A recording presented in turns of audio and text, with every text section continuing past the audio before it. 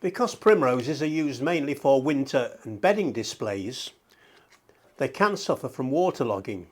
You've got to be a bit careful.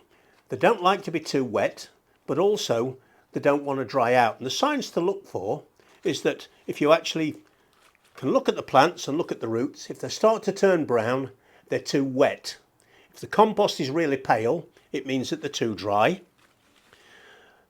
So they like plenty of water, but in moderation. So it's one of those things where if you're going to water them and it's been dry for a bit, a good watering and then leave them for quite a while.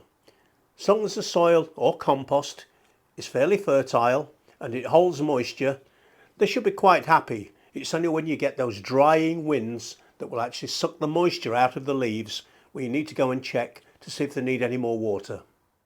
We hope you found this video useful. Please remember to press the like button, share the content with your friends and subscribe to get more gardening videos.